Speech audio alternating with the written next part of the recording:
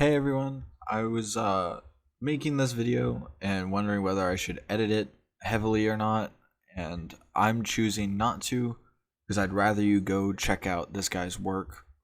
He posts about it constantly. He has a whole thread page that you can subscribe to and get updates from. He has very interesting work about Joachim Meyer's life, and I agree with a lot of the statements he says, and I really find it interesting what he goes and does, and he does great things, and I want you guys to go support his research because it's honestly just a cool thing to look at and to read. So I will leave the links he gave me in the description. I hope you guys find this video interesting, but please, even if you leave the video early, go check out his work. He does great stuff.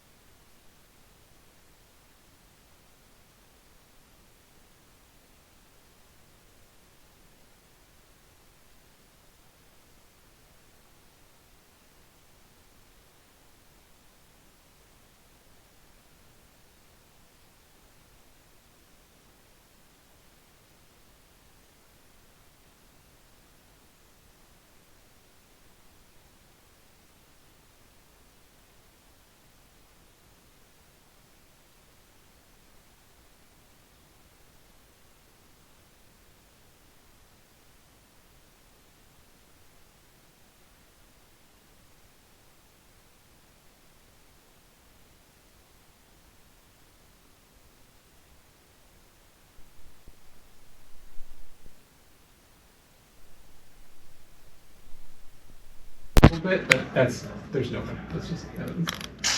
But we're gonna be digging through stuff like this. Let's go.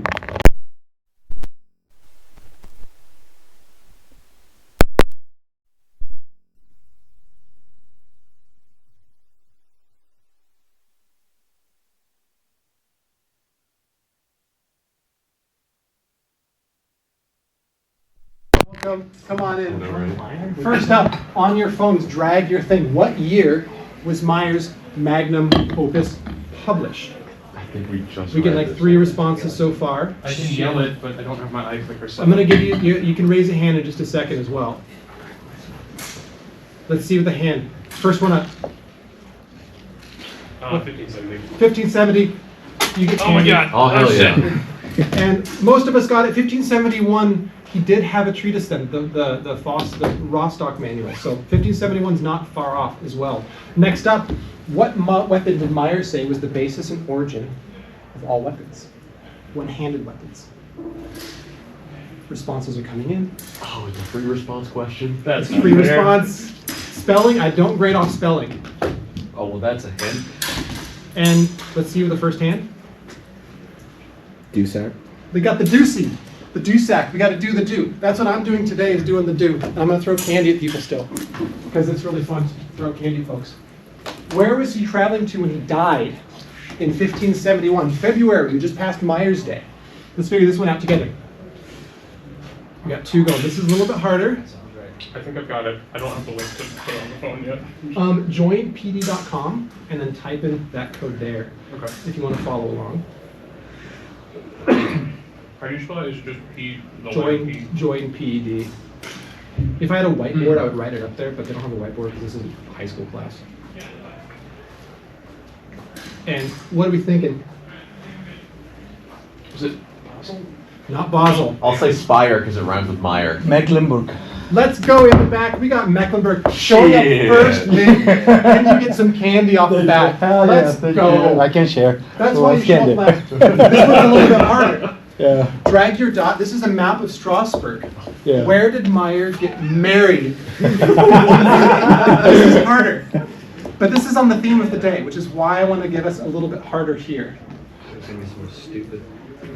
This is a toughie. If anybody actually knows this, one, I'll be impressed, and 2, I'm going to give you a big handful. I'm just going to hazard a guess that the big cathedral in the center is a red herring. Think you think it's red herring? It's too obvious. We're getting some there. Yeah, I think the smaller chapel-looking thing on the right of that big cathedral. Now you got Mayor in Park. Who is this one? Oh, Let's fucking go. Jason! You're the closest. Hell yeah. It's actually this church right there. That's St. William's or St. Gouillon. Si vous avez le français, oui. But in this case, this is where he got married in Strasbourg. That's actually where Huygen Brack and his family all hung out. That's Temple Mill. He actually fenced right there. Just kind of. What weapon is not named in Meyer's body of work? Not named. Not necessarily practiced, but not named. Saber? You got a saber guess? Boar spear.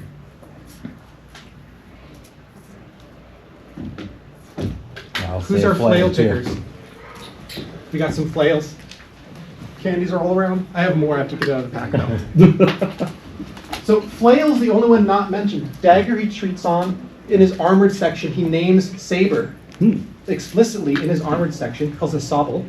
And boar spear gets an offhand mention in the rapier section. He says to defend against a boar spear, use this technique. So that's a little bit of a weird red herring. Does he show flail? He shows flail in the Okay. background with two kids in one of the woodblock prints, but he doesn't name it ever. Gotcha. What was his oldest sister's name? Yokoshima.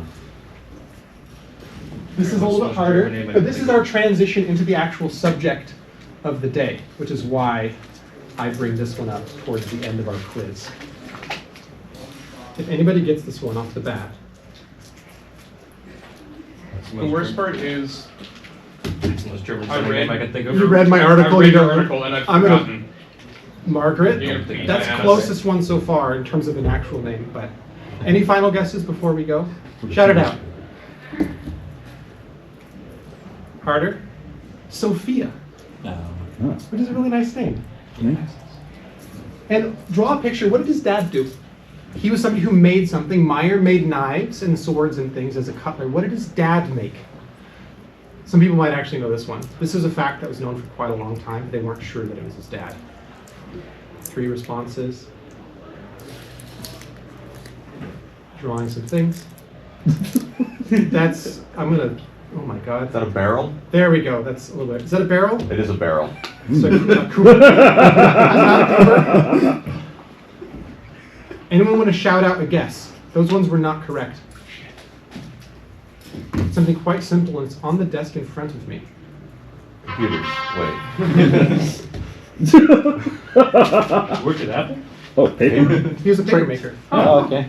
So this is going to be our time today. We're talking about the family and origin of Joachim Meyer. Those last couple questions where we started to dig into his parents, his sister, and all the crew there. This is something that's been a mystery for a long time. And we've known about Meyer and studied his stuff for over 20 years, but the actual origins of him have been a mystery for a while. And what's kind of fun about this sort of thing is that with Meyer, he's relatively a well-known biographical person. Talhofer, Otjud, don't really think about him. Meyer, we have his birthday, we have records of him in the historical, but it kind of starts at 1560. We had nothing about his early life, even though we knew he came from Basel. So today, we're going to dig into the stuff about that solidifies his actual origins and thing from there. But to do so, with my work and with my research partner, Miriam, who helps me out with my translations and things, she's the best and is amazing, we're going to dig into this. But we need to start with the origin of the universe. So does anybody know, like, how did we know that the Big Bang was a viable theory? What was the first clue that we saw that led us towards the Big Bang? Any science nerds? Lights. Lights, has to do with lights. Yeah. Ciao. Yeah. Cosmic microwave background. Yeah, cosmic background radiation. We saw this background radiation, everything moving away from one another. And we can speculate that if we start at the end and we see this end result, we can work backwards towards the origin. And that's kind of what we have to do here in order to actually get into where Meyer came from. So we're going to start here. This is a note months after he died in September of 1571 from the Basel archives. And this is the first solid piece of evidence that allows us to build a record for where he actually came from. This is a note that mentions not only Joachim Meyer, the cutler and free fencer in Strasbourg, but also names his brother, George, who died a few months after him, and his mom, Anna Freund. So Anna Freud, they spell it 30 different ways. This is the big thing that actually ties him to a parent off the bat explicitly. It seems in this case that George died a few months after his older brother, and so some of the inheritance that came from Joachim, probably to George as one of the male siblings, is now up in the air again because now he's died. So his mom is going, can we just sort this out and get it figured out, and all these bits and pieces. So it's basically a lot of complicated legalese, and then this. I call this the smoking gun document because it's the thing that kind of ties everything else together. There's also a name here, Hans Turing. This is going to come up a lot, so keep that in the back of your mind. But using this, we can then go one step further. Say, we now know his mom. Can we find his dad? So on your screens here, we're going to have this cosmic background radiation that we've now found. We need to start working backwards and try to tie Anna to a potential father. And luckily, we have other primary sources where we can do that. So here on your screen, see if you can find him. Joachim's dad is inside of this document. And I want to see if you can find him and underline him. And Anna's also in this doc as well. This is the type of work that I have to do. If you want to follow along, join pd.com and then type in the code on the screen. There's going to be more of this as well. This is the work that me and my research partner Miriam do. We find documents, we transcribe them, we pick out names and places and things and try to figure it out from there. And this is the paleography. I always get the word wrong for how to read old things. Never mind. Paleography? Thank you. Oh my God, I needed that. This is the sort of thing that we do here. And these are the kind of things that tie us to the history in a way that I quite like. So let's see what we got. Line down below. We found Hans Turing there at the top. That same name as before. Who's this? Let's fucking go! And you get prizes all the way around. This is Jacob Meyer, the papermaker, and his wife, Anna Freund. Boop! Connection made. We're starting to work our way back towards the Big Bang. We have the wife. Now we've got her husband, aka Joachim's dad. And this is not the only record of these two as wife and husband that we have. This is another property sale document that names them both, again with papermaker, again with citizen of Basel and his wife Anna Freund. So this isn't some one-off, hey, maybe this is who they are sort of thing. This is both of them being connected very, very solidly. But now our goal is to get back to that singularity. Work our way all the way back to the origin of the Meyer universe, which is his birth. And luckily, this is quite easy. This is a record that we've known for quite a long time. The parish records in Basel have been digitized for a while. And so we've had this record of Jacob Meyer, a papermaker, being the father of a Joachim Meyer, in August 16th of 1573 at the St. Alban parish in Basel. And this is our guy.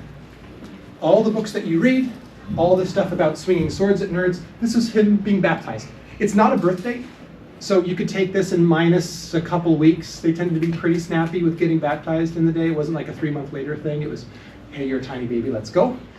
They're all Reformed Protestants, so they're not big on original sin, but those sort of things, they stuck still. So people were still getting baptized quite early on.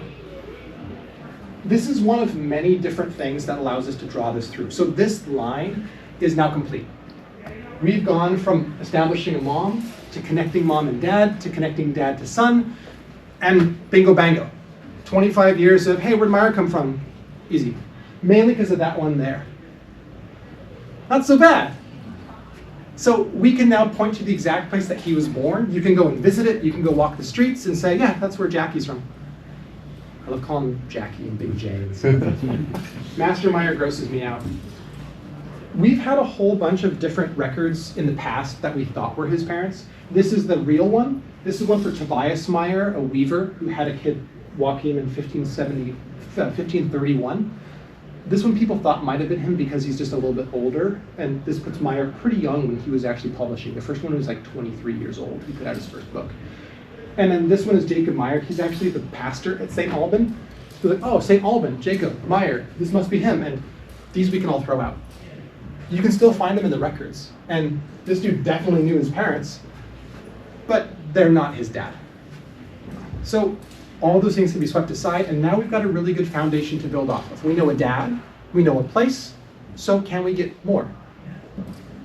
Let's talk about Jackie's dad. This is Jacob Meyer, the papermaker. This isn't the only place that he shows up. He's not only there as a father baptizing children and all those bits and pieces or selling property. He shows up all over the place. Sometimes in the Basel or Fadenbookers, in the property sale records we saw earlier, and those parish records. These Fadenbookers are pretty cool. These are court documents, basically books that were a mixture of kind of plea deals and bail. So if you got in trouble for something minor, for example, for mischief, he was blaspheming and basically talking shit, so they threw him in jail for a night. You would pay a little bit of money and say, I swear, I'm not going to do it again, and they would let you out. So it's a little bit of a plea deal. Yes, I did it. Sorry, and they let you go. This was really common. Tons of people showed up in this. You get in trouble for a whole bunch of little infractions. The second, he missed watch and was fined and jailed for it for a couple of days. This one's specifically interesting, and I've got a map on your phones now. This one mentions a place, the St. Alban Tor inside of Basel. This is the neighborhood that they grew up in, and my challenge for you is see if you can find this location. And if you have an idea, I'm gonna come around and bring you more candy if you can find it. It's a little finicky on the small screens. It's a little annoying, but if you can find a St. Alban, look for a tower by a church. That's your main hint. This record speaks to something about citizenship during this era, and it's true for Meyer when he was living in Strasbourg as well, which is if you had Burgrecht, your citizenship of one of these city-states, you were required to be part of the defense of your city, whether it be part of a militia called up in times of war, whether it be part of you being in trouble here, left. Part of the Night's Watch, you were required to actually be a part of defending the city, getting called on fire duty to keep crowds down. And owning armor and arms was an integral part of being a citizen during these sorts of things. So, you have an idea? Is there a bit that we can like, oh, do we just have to show you? Yeah. I think I might have, Let me see. maybe, is it this? More left. Close though. It's on the edge of the city, not internal. Is it, hang on, sorry. Last one. Is it that? Yeah. First one. If anybody else gets it, keep going too. It's on the left side of your image by a church on the outside. 2 tries, let's go. Two first. That guy? Let's go. Nice. I'm going to bring more around too. Having this degree of involvement in the defense of the city was a huge deal. He was at the St. Alban Tor, just didn't show up. And that's a huge deal.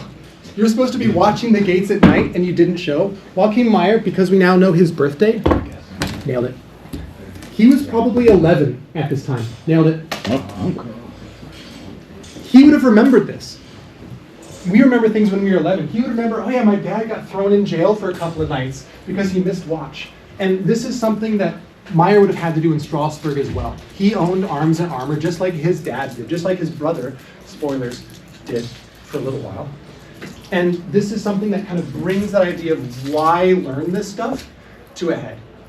So he would have not been unfamiliar with his dad coming home with a breastplate and, sorry Mike, breastplate and helmet on and saying, all right, how was watch today? Oh, it sucked, I want some wine, and that sort of thing. So this is not rare.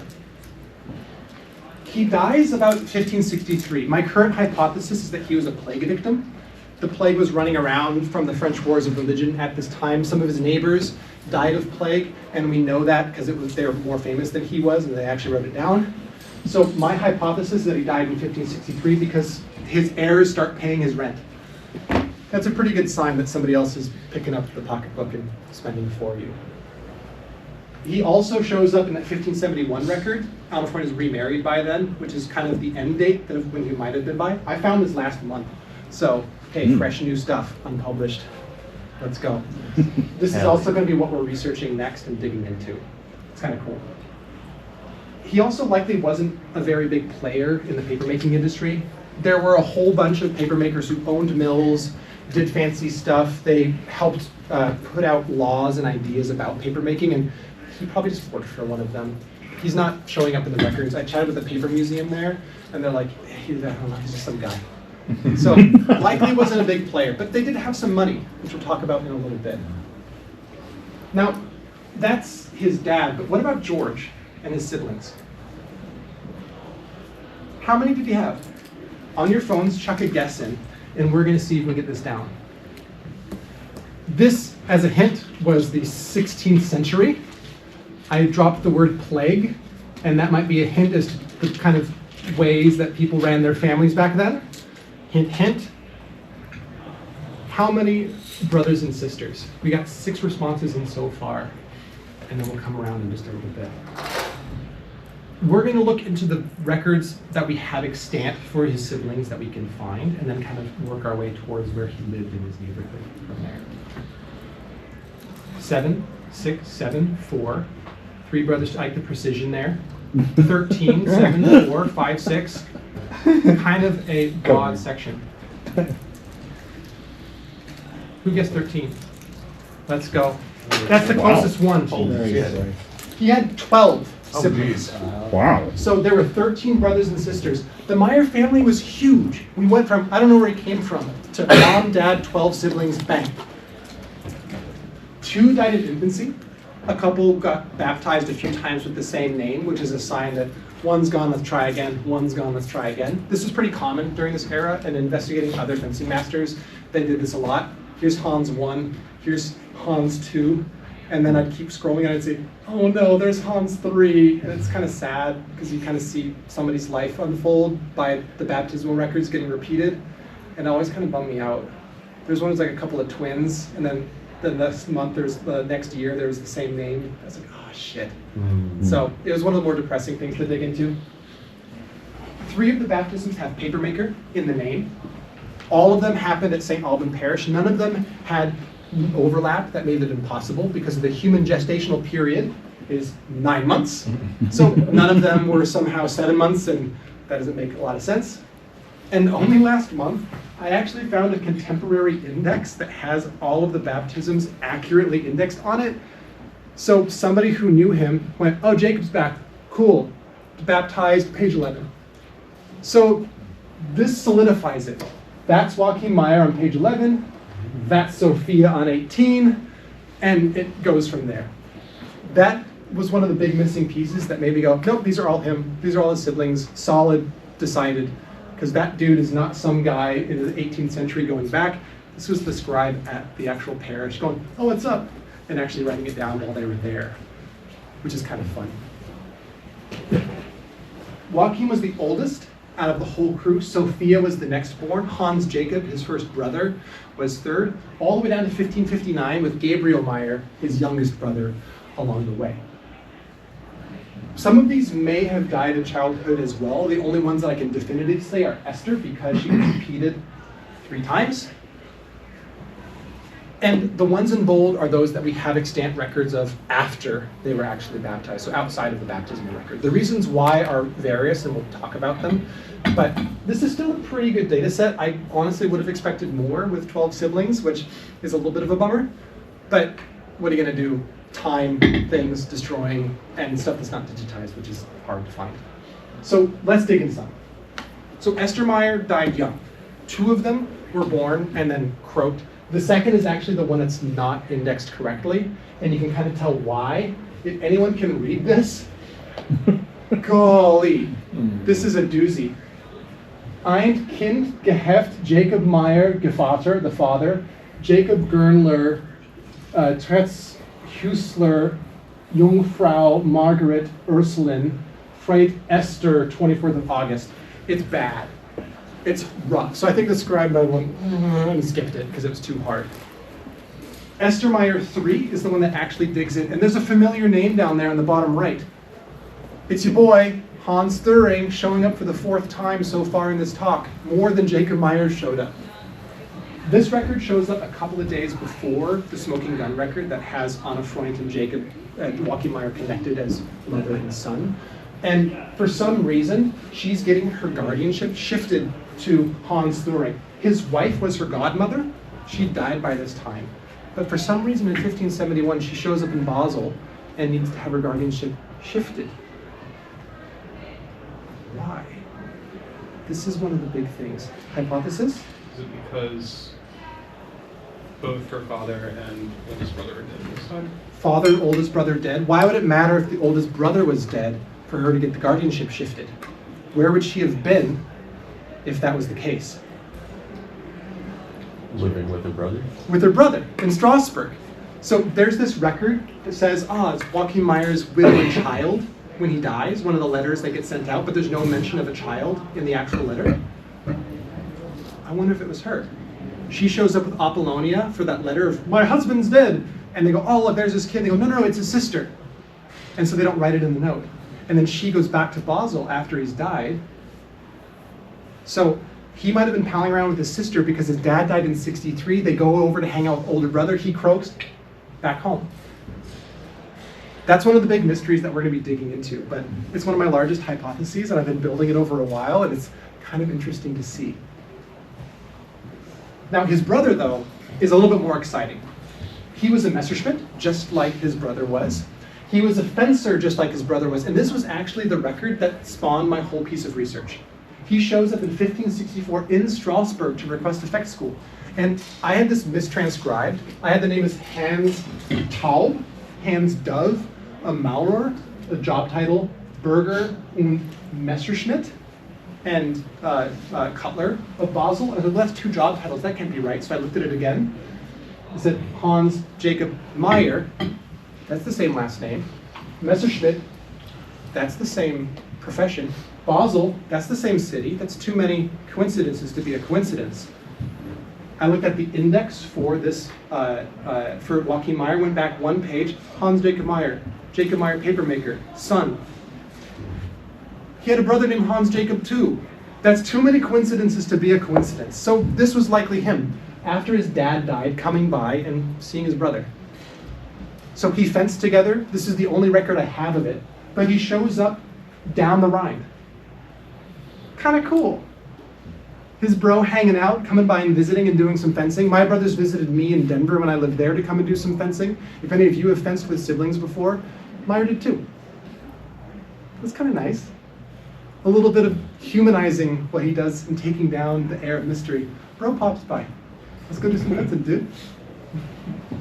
He also shows up in the Basel or Faden books, those books about Baal and things. On your screens, I have the primary sources that you can zoom in on. They're in the same order here.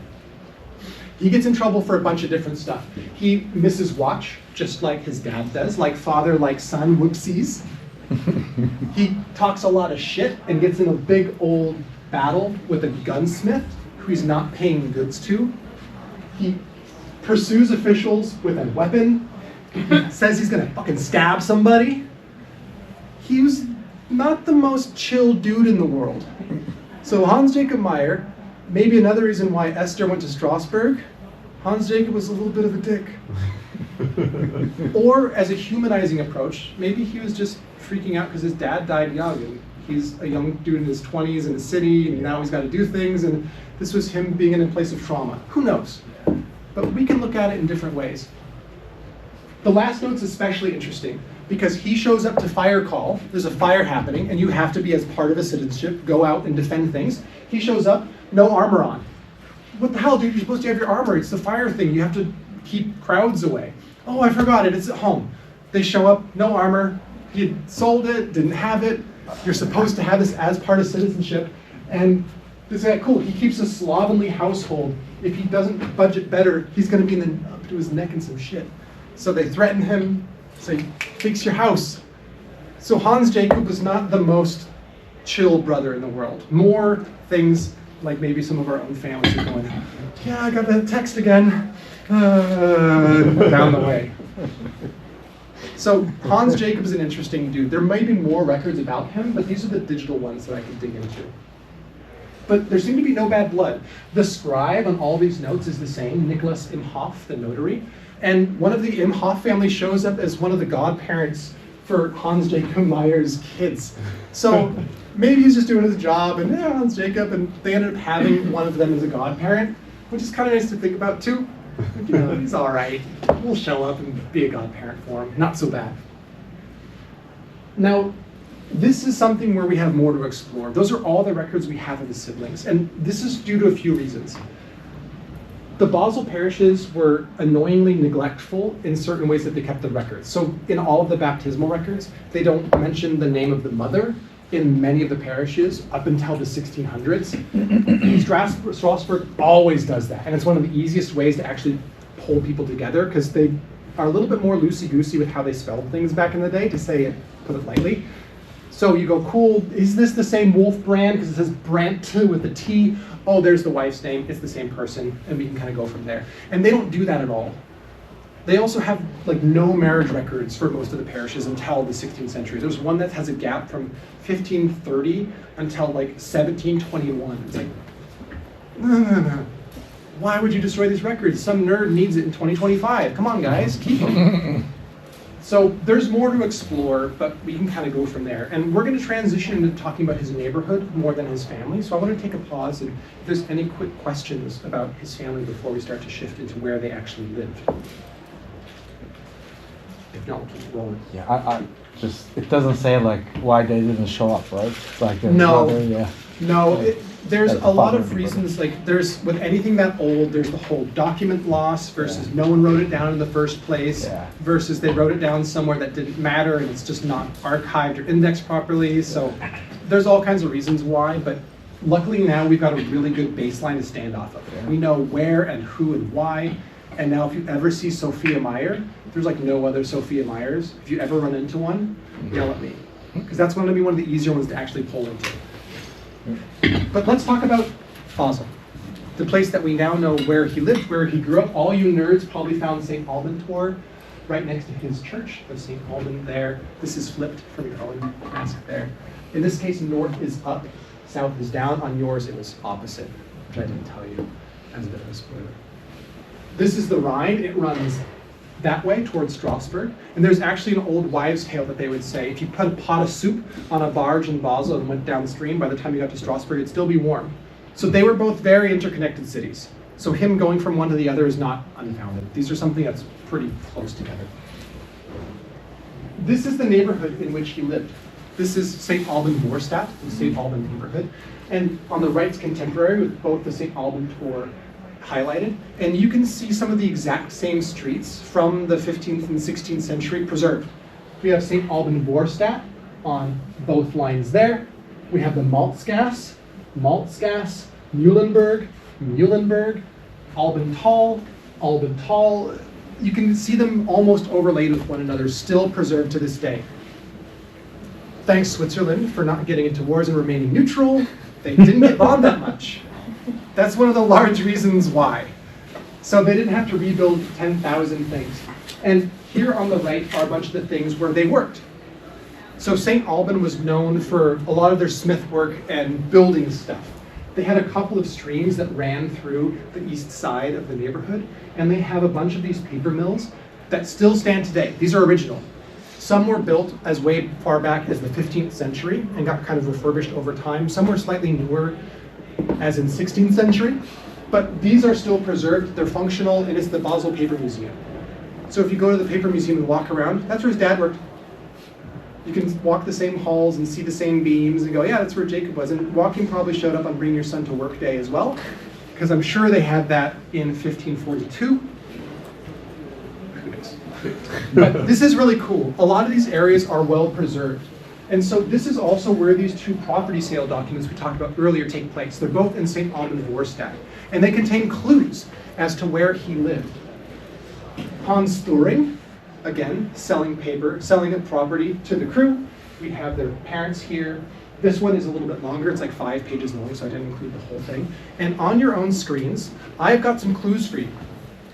These are all of the clues that I was able to grow and build out of these different papers, and I want to see if you can find where they lived and approximate it from there.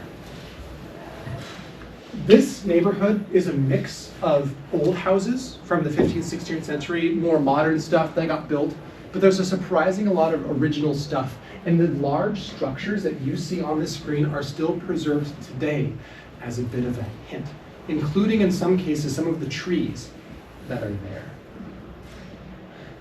This is the place where, as we start to approximate where folks lived, this is one of the more speculative things that I always get a little bit hesitant to do when I do research. I like to have things that are solid and well connected, and of course, this is exactly where they are because it says so, and this is more approximate than I tend to like. If you have a guess Raise your hand, I'll pop on by.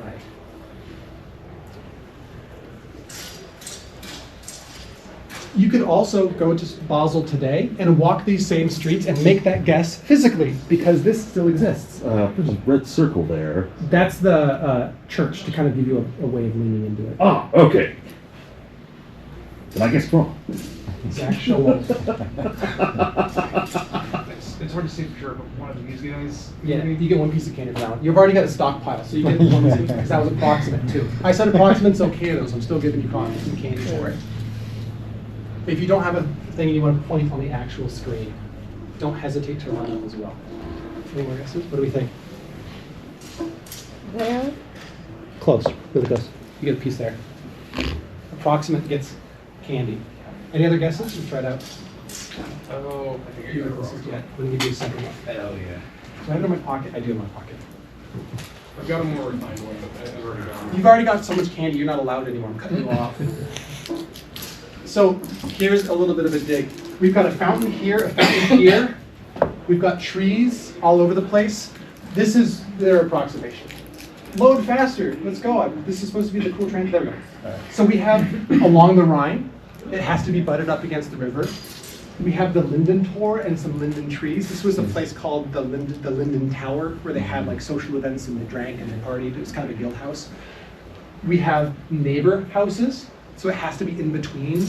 It can't be on the end because it said between two houses, and across from the fountain. So that's where his parents lived. And last month, I found a record from HGB 1 and 2, a series of property analyses that they did back in the early 1900s, combining all of these sources to actually match up the different properties on contemporary maps to the property owners that owned them. So we can get even more precise. They lived here, 47 St. Alban Vorstadt. That's his parents' house. Done and over with. The records also say there's Gutman's next to it. There's Stalker's next to it. That's one of his godparents, Talaker. That's where his parents lived. It matches everything that we talked about. It's across by the line, it's got a garden, it's between people, all the other records line up. It's multiple sources that build this record. That's where I got the note about him being dead in '63. And guess what? It's fucking gone. One Muhlenberg, still there. Peter Gutmann, the wine grower's house, still there. Talaker's house, 43, still there. 47 and 45, demolished in the 19th century, they put a new house in. Of course, I think it's butterfly effect. Months ago, I was like, oh man, if it's the one right across there that doesn't exist, that's gonna be really ironic after all this work, and of course it was, so I probably destroyed this by thinking about it. That's how physics work. We talked about the Big Bang, now we're going into metaphysics. It's killing me. Killing me. So you can walk the streets, you can go